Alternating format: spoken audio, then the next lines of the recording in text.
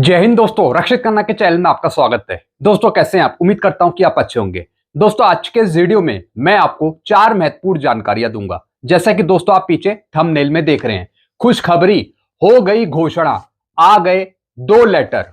8 CPC pension rule में बदलाव 2026 से। जी हां दोस्तों, पेंशनर्स एसोसिएशन के द्वारा पेंशन वैलिडेशन रूल एक्ट 2025 को रद्द करने की मांग करी गई है ताकि सभी पेंशनर्स को 8 सीपीसी का लाभ मिल सके। जी हां दोस्तों, एक इंपॉर्टेंट लेटर जारी करा गया है पेंशन वैलिडेशन रूल एक्ट के बारे में। लेटर दिखाकर आगे समझाऊंगा। फिर दोस्तों एक और खुशखबरी है, रक्षा महानियंत्रक का लेटर, सैनिकों को बोनस। जी हां दोस्तों, पहले वित्त मंत्रालय ने लेटर निकाला था कर्मचारियों को या फिर कुछ पेंशनर्स को दिवाली बोनस देने के लिए, एडॉक बोनस देने के लिए। तो दोस्तों उसी लेटर के रेफरेंस में सीजीडीए ने, controller general of defence account ने लेटर जारी करा है एडॉक बोनस पे। जी हां दोस्तों, और दोस्तों ये लेटर लागू होगा जवानों पर या फिर कुछ पूर्व सैनिकों पर जिन्हें एडॉक बोनस, दिवाली बोनस मिलेगा। क्या है पूरा लेटर आगे समझाऊंगा। फिर दोस्तों एक और मैं आपको जानकारी दूंगा, आ गई 8 सीपीसी की वोटिंग रिपोर्ट। जी हां दोस्तों, 8 सीपीसी की वोटिंग रिपोर्ट जारी हुई है। जी हां दोस्तों, कर्मचारियों से, पेंशनर्स से पूछा गया था कि भारत सरकार, केंद्र सरकार कब तक 8 सीपीसी को लागू करेगी, 2026 में, 27 में, 28 में, 29 में, 30 में। तो दोस्तों पेंशनर्स और कर्मचारियों ने अपनी वोटिंग दी कि कब तक सरकार 8 सीपीसी को लागू करेगी। तो दोस्तों उसकी रिपोर्ट आ चुकी है, इसके बारे में आगे जानकारी दूंगा। फिर दोस्तों लास्ट इंफॉर्मेशन मैं आपको दूंगा, डीएडीआर की टेबल बनाई 8 सीपीसी से पहले। जी हां दोस्तों, डीएडीआर पर एक टेबल बनाई गई है, बताया गया है कि किस तरीके से कांग्रेस के टाइम पे डीएडीआर ज्यादा बढ़ता था और उसके मुकाबले भारत सरकार, बीजेपी सरकार कितना डीएडीआर बढ़ा रही है। तो दोस्तों दोनों टेबल का कंपैरिजन करके दिखाया है, साथ ही साथ एक मैसेज है, इसकी भी जानकारी आगे दूंगा। तो दोस्तों बस यही 4 जानकारियां जो मैं आपको देने वाला हूं, इसलिए इस वीडियो में आप शुरू से लेकर आखिरी तक बने रहिएगा। वीडियो में आगे बढ़ने से पहले एक छोटी सी अपील मैं आपसे करूंगा, और अपील है चैनल सब्सक्राइब की। देखने में आया 34.1% ऐसे पेंशनर्स हैं, फैमिली पेंशनर्स हैं जो बिना चैनल सब्सक्राइब किए ही वीडियो देख रहे हैं, जिससे क्या हो रहा है, मेरी जानकारियां उन तक सही समय पर नहीं पहुंच रही। तो दोस्तों मैं आपसे अपील करता हूं, जितने पेंशनर्स या फिर फैमिली पेंशनर्स मेरा वीडियो देखते हैं, तो दोस्तों सबसे पहले आप चैनल को सब्सक्राइब करें। अगर आपने अभी तक चैनल को सब्सक्राइब नहीं किया, चैनल आप सब्सक्राइब करेंगे तभी दोस्तों आप मेरी जानकारियां, वीडियो के नोटिफिकेशन तुरंत पा सकते हैं। चैनल का नाम है रक्षित खन्ना। चैनल सब्सक्राइब करने के या फिर वीडियो देखने के आपको एक भी पैसे नहीं देने, फ्री में आप चैनल को सब्सक्राइब करें और फ्री में आप वीडियो देखें। एक और अपील मैं आपसे करता हूं, जितने पेंशनर्स ने, फैमिली पेंशनर्स ने चैनल को सब्सक्राइब किया है, उसका परसेंटेज है 65.9%। तो दोस्तों इस परसेंटेज को आप 100% तक पहुंचाइए चैनल को सब्सक्राइब करके, क्योंकि दोस्तों चैनल के माध्यम से, वीडियो के माध्यम से आपको सटीक, ऑथेंटिक जानकारियां ही दी जाती हैं लेटरों के आधार पे। साथ ही साथ दोस्तों अगर आप मेरा वीडियो देखते हैं तो मेरे वीडियो को अपने ग्रुपों में जरूर शेयर कर दीजिएगा। चलते हैं दोस्तों पहली जानकारी की तरफ। पहली जानकारी दोस्तों मैं आपको दूंगा, पेंशनर्स एसोसिएशन के द्वारा पेंशन वैलिडेशन रूल एक्ट 2025 को रद्द करने की मांग उठी है। जी हां दोस्तों एक लेटर मैं आपको दिखा रहा हूं, यह लेटर है all India central government pensioner association के द्वारा लिखा हुआ। जी हां दोस्तों, इन्होंने डिमांड करी है repeal validation of pension rule act 2025। जी हां दोस्तों, जो वित्त मंत्रालय की तरफ से पेंशन रूल वैलिडेशन एक्ट को लागू करा गया, तो दोस्तों उस रूल को हटाने की मांग करी है, उस रूल को रद्द करने की मांग करी है, ताकि जब आगे चलकर 8 सीपीसी आपको मिले तो 8 सीपीसी का फायदा हर एक पेंशनर्स को मिले, ताकि सरकार इस रूल का हवाला देकर पेंशन रूल्स को चेंज ना करे। जी हां दोस्तों, तो दोस्तों इस रूल को हटाने की मांग करी है। Dear member, in continuation of the protest so far held to show our grievance against validation of pension rule 2025। जी हाँ दोस्तों, वित्त मंत्रालय के द्वारा, वित्त मंत्री जी के द्वारा जो रूल था वो था दोस्तों पेंशन वैलिडेशन रूल 2025 का। एक तरीके का दोस्तों ये वित्त विधेयक बिल था। तो दोस्तों इसको हटाने की मांग करी है ताकि सरकार 8 सीपीसी में हर एक पेंशनर के साथ भेदभाव ना कर सके, सबको समान रूप से 8 सीपीसी दे, सबको बेनिफिट मिल सके 8 सीपीसी का। तो दोस्तों इस रूल को हटाने की मांग करी है। तो दोस्तों इसी पर, इस रूल के अगेंस्ट मीटिंग करी गई है। मीटिंग करी गई है आज की तारीख में 10 अक्टूबर 2025 को। कहां पर? J Suraiya president and Durpandian general secretary, इनके द्वारा दोस्तों नई दिल्ली में। तो दोस्तों इस रूल को हटाने की मांग बहुत पहले से ही हो रही है ताकि सरकार आगे चलकर 8 सीपीसी का फायदा सभी को दे और इस रूल के अंतर्गत हर एक के साथ भेदभाव ना हो। तो दोस्तों इस रूल को हटाने की मांग करी है। तो इसी को लेकर एक मीटिंग करी गई थी all India central government pensioner association के द्वारा। तो दोस्तों हम उम्मीद करते हैं कि सरकार आगे चलकर कोई भेदभाव ना करे 8 सीपीसी में, हर एक को एक समान बेनिफिट दे 8 सीपीसी का। भले ही डेजिग्नेशन अलग हो, रैंक अलग हो, लेकिन फायदा सभी को मिले 8 सीपीसी में।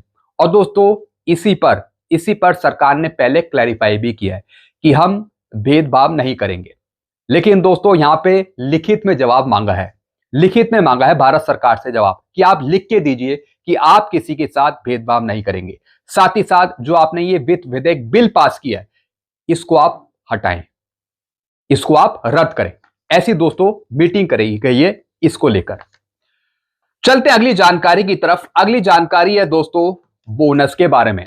CGDA controller general of defence account का लेटर जारी 3 अक्टूबर 2025 को जवानों और कुछ पेंशनर्स को एडॉक बोनस देने के बारे में रेफरेंस दिया है वित्त मंत्रालय के आदेश 29 सितंबर 2025 का।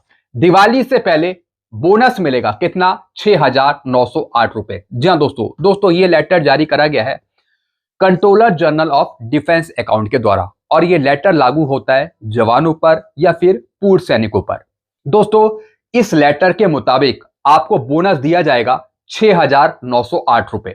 जैसे कि दोस्तों इसका सब्जेक्ट है केंद्र सरकार के कर्मचारियों को वर्ष 2024-25 के लिए उत्पादकता असंबद्ध बोनस प्रदान किए जाना, यानी पीएलबी एडॉक बोनस है जो आपको दिया जाएगा। Grant of non productivity link bonus to central government employ for the financial year 2024-25। यानी दोस्तों अगर आप 1 अप्रैल 2024 से 31/3/2025 के बीच में आए हैं, अगर आपने 6 महीने की कंटिन्यू सर्विस करी है, तब आपको इसका बेनिफिट मिलेगा बोनस का। कितना? 6,908 रुपए। 6 महीने की आपकी कंटिन्यू सर्विस होनी चाहिए इस फाइनेंशियल ईयर के दौरान 24-25 में। साथ ही साथ 31/3/2025 में अगर आप सर्विस में हैं और उसके बाद आप रिटायर हो गए अप्रैल 2025 में, मई 2025 में, जून में, जुलाई में, अगस्त में, सितंबर में, यानी अप्रैल 2025 से सितंबर 2025 के बीच में भी आप रिटायर हुए तब भी आपको ये बोनस दिया जाएगा। तो दोस्तों फाइनली सीजीडीए ने आदेश जारी कर दिया है जवानों के लिए या फिर कुछ पूर्व सैनिकों के लिए जिनको ये बोनस दिया जाएगा। और दोस्तों इस लेटर का रेफरेंस दिया है वित्त मंत्रालय का जो पहले निकाला गया था। तो दोस्तों अगर आपको दिवाली से पहले बोनस नहीं मिलता तो उसके बाद आप सीपी ग्राम में भी शिकायत डाल सकते हैं ये बोनस लेने के लिए। तो दोस्तों ये आदेश निकला था 3 अक्टूबर 2025 को। ये जवानों के लिए ही आदेश है और दोस्तों इसकी कॉपी दी गई है, ये लिखा गया है पीसीडीए और सीएसडीए को, साथ ही साथ एक एक कॉपी हर एक डिपार्टमेंट को दी गई है। चलते हैं दोस्तों अगली जानकारी की तरफ। अगली जानकारी है आ गई 8 सीपीसी की वोटिंग रिपोर्ट। पेंशनर्स और कर्मचारियों से पूछा किस वर्ष में सरकार 8 सीपीसी को लागू करेगी। जी हाँ दोस्तों एक सर्वे करा गया, एक वोटिंग करी गई पेंशनर्स और कर्मचारियों से। उनसे पूछा गया कि केंद्र सरकार कब तक 8 सीपीसी लागू करेगी, कब से फायदा मिलेगा सरकार के द्वारा। तो दोस्तों पूछा गया क्या 2026 में मिलेगा, 27 में मिलेगा, 28 में मिलेगा। 29 में मिलेगा या 30 में मिलेगा? तो दोस्तों वोटिंग का रिजल्ट आ चुका है। जी हां दोस्तों, मैं आपको वोटिंग का रिजल्ट दिखा रहा हूं। 2026 में पेंशनर्स और सरकारी कर्मचारियों ने कहा कि 2026 में मिलेगा। कितने लोगों ने कहा? सिर्फ 13 लोगों ने। फिर दोस्तों 2027 में कई पेंशनर्स ने, फैमिली पेंशनर्स ने, कर्मचारियों ने कहा कि सरकार 2027 में 8 सीपीसी को लागू करेगी। 17 लोगों ने कहा, 17 पेंशनर ने या फिर कर्मचारियों ने। फिर दोस्तों 2028 में कहा पेंशनर्स ने, कर्मचारियों ने कि 2028 में मिलेगा। कितने लोगों ने? 10 लोगों ने। फिर ऐसे ही 2029 में कहा कि 4 लोगों ने। ऐसे ही 2030 के लिए कहा 2 लोगों ने। सबसे ज्यादा दोस्तों पेंशनर और कर्मचारियों ने वोटिंग करी 2027 के लिए, यानी इनको लगा कि सरकार 2027 में 8 सीपीसी लागू करेगी। जी हां दोस्तों, तो दोस्तों मैंने भी वोटिंग करी थी। मैंने भी कहा कि 2027 तक 8 सीपीसी सरकार लागू कर पाएगी, ज्यादातर 2027 और 28 में। तो मैंने भी 2027 का ही ऑप्शन चूज किया था।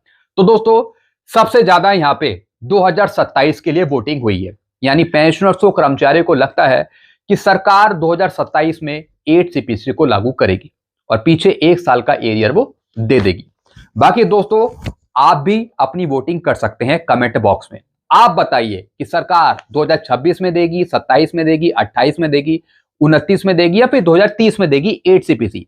और सबसे कम वोटिंग हुई है 2030 के लिए। 2030 के लिए सिर्फ 2 कर्मचारियों ने, पेंशनर्स ने अपनी वोटिंग करी है। तो दोस्तों सबसे ज्यादा 2027 के लिए, फिर दोस्तों उससे कम 2026, फिर उससे कम 2028, फिर उससे कम 2029, फिर 2030। तो दोस्तों सबसे ज्यादा वोटिंग 2027 के लिए। मेरी भी वोटिंग 2027 और 28 के बीच में ही है। बाकी आपकी क्या वोटिंग करते हैं आप कमेंट में जरूर बताइएगा। चलते हैं दोस्तों लास्ट इंफॉर्मेशन की तरफ। लास्ट इंफॉर्मेशन है, डीएडीआर की टेबल बनाई 8 सीपीसी से पहले। देखिए टेबल, बीजेपी सरकार को लगाई फटकार डीएडीआर बढ़ोतरी के मामले में। जी हां दोस्तों कुछ कर्मचारियों ने, पेंशनर्स ने बीजेपी सरकार को फटकार लगाई है डीएडीआर की बढ़ोतरी के मामले में। जी हां दोस्तों, और दोस्तों कुछ मैसेज भी आए हैं डीएडीआर की बढ़ोतरी के बारे में और एक टेबल भी बनाई गई है, जैसे कि दोस्तों आप यहां पे देख रहे हैं। इससे बताया गया है कि कांग्रेस के टाइम पर आपका डीएडीआर कितना बढ़ता था और उसके मुकाबले बीजेपी सरकार कितना आपका डीएडीआर बढ़ा रही है। सबसे पहले दोस्तों हम मैसेज को समझेंगे, जो मैसेज लिखा गया है। कांग्रेस के शासन में कम से कम 2 गुना डीए होता था। इस समय वर्तमान सरकार सरकारी कर्मचारियों के साथ बहुत अन्याय किया है और वह अपनी आदतों से बाज नहीं आएंगे। 8 पे कमीशन में भी कर्मचारियों के हाथ कुछ नहीं आने वाला। जो दोस्तों ऐसा मैं नहीं लिखता, ऐसा कर्मचारियों का, पेंशनर्स का कहना है। पेंशनर्स कर्मचारी को लगता है कि कांग्रेस के टाइम पे डीएडीआर की बढ़ोतरी 2 गुना से ज्यादा होती थी। जी हां दोस्तों, जैसे कि आप यहां पे देख रहे हैं। दोस्तों यहां पे बताया गया है कि कांग्रेस के टाइम पे किस तरीके से डीएडीआर को बढ़ाया जाता था, जैसे 2%, 6%, 9%, 12, 16, 22, 27, 35, 45, यानी 0% से बढ़ा और आखिरी में पहुंच गया 125% तक। अगर आप बीजेपी सरकार की बात करें तो 0% से बढ़ा 116 से और पहुंचा है अभी सिर्फ 58% तक। और दोस्तों इसी पर हमारा फिटमेंट फैक्टर तय होगा 8 सीपीसी का। तो दोस्तों कर्मचारियों को, पेंशनर्स को लगता है कि सरकार महंगाई के हिसाब से डीएडीआर को नहीं बढ़ाती, यानी कि बीजेपी सरकार महंगाई कुछ कहती है और डीएडीआर कुछ बढ़ता है, यानी सिर्फ 2%, 3%। जैसा कि दोस्तों आप यहां पे आंकड़े देख रहे हैं। 7वां वेतन आयोग मिला 1/1/2016 से। तो दोस्तों 1/1/16 से लेके और अभी तक 10 साल खत्म होने को है, लेकिन अभी आपका डीएडीआर पहुंचा है यहां पे 58%, 58% ही पहुंचा है और 1/1/2026 से 60% के आसपास हो जाएगा। तो दोस्तों इस हिसाब से तो फिटमेंट फैक्टर ज्यादा बनेगा ही नहीं, 1.92 के आसपास बनेगा। तो यही पेंशनर्स कर्मचारियों को कहना है कि कांग्रेस के टाइम पे डीएडीआर बहुत ही ज्यादा बढ़ता था, बहुत ही ज्यादा बढ़ता था, जिससे फिटमेंट फैक्टर भी अच्छा खासा बना था। कितना? 2.57, 6 सीपीसी की बात कर रहा हूं, 1/1/2006 से 31/12/2015 तक। 7 सीपीसी में फिटमेंट फैक्टर मिला 2.57। किस वजह से? डीएडीआर 125% होने की वजह से, तब 2.57 मिला। लेकिन अब की बार ऐसा नहीं है, बीजेपी सरकार जो डीएडीआर बढ़ा रही है वो शुरू से ही 2%, 3%, 4%, 2%, 3% या फिर 4%, तो इस तरीके से बढ़ाने पर अभी का आपका डीएडीआर पहुंचा है 58%, जो ज्यादा नहीं है। तो दोस्तों यही भड़ास निकाली है पेंशनर्स ने, कर्मचारियों ने, और साथ ही साथ कहा है कि 8th पे कमीशन में भी कर्मचारियों के हाथ कुछ नहीं आने वाला। बढ़ेगी पेंशन, बढ़ेगी सैलरी, लेकिन ज्यादा नहीं। ठन ठन गोपाल होने वाला है 8 सीपीसी में। ऐसा मैं नहीं कहता हूं, ऐसा खुद पेंशनर्स कर्मचारी कहते हैं। बाकी दोस्तों आपकी अपनी राय क्या है, जरा कमेंट करके बताइएगा। क्या कांग्रेस के टाइम पे आपका डीएडीआर ज्यादा बढ़ता था? क्या 2 गुना की बढ़ोतरी होती थी आपके डीएडीआर में, या फिर बीजेपी सरकार के टाइम पे? और मुझे भी यही लगता है कि अगर आप कांग्रेस और बीजेपी सरकार की तुलना करेंगे डीएडीआर बढ़ाने के मामले में, तो कांग्रेस सरकार आपका ज्यादा डीएडीआर बढ़ाती थी। ये मैं नहीं कहता हूं, ये आंकड़े कहते हैं। जैसे कि मैं यहां पे आपको आंकड़े दिखा रहा हूं, 6%, 9%, 12, 16, 22, 27, यानी 4%, 5%, 6%, इतना आपका डीएडीआर पहले बढ़ता था, चूंकि 7 सीपीसी में नहीं बढ़ा बीजेपी के कार्यकाल में। बाकी आप क्या समझते हैं, आप क्या विचार व्यक्त करेंगे, आप कमेंट कर सकते हैं। तो दोस्तों बस यही जानकारियां थी जो मैं लेके आया था। आई होप सारी जानकारी आप अच्छे से समझिए होंगे। और हाँ, एक और चीज मैं आपको समझाऊंगा, अगर अभी आपका डीएडीआर 80%, 100% से ऊपर होता तो ऑटोमेटिकली आपका फिटमेंट फैक्टर 2 से ऊपर होता, 2.00 से। चूंकि डीएडीआर आपका इतना है नहीं, तो इस वजह से फिटमेंट फैक्टर भी 2 से कम बन रहा है। जी हाँ दोस्तों, तो दोस्तों ये थी जानकारी जो मैंने आपको समझाई। ऐसी जानकारियां आपको बराबर मिलती रहेंगी। तो सारी जानकारियां पाने के लिए, एडवांस जानकारियां पाने के लिए आप चैनल से जुड़ सकते हैं, चैनल को सब्सक्राइब कर सकते हैं। Channel name is Rakshit Khanna. Thank you so much.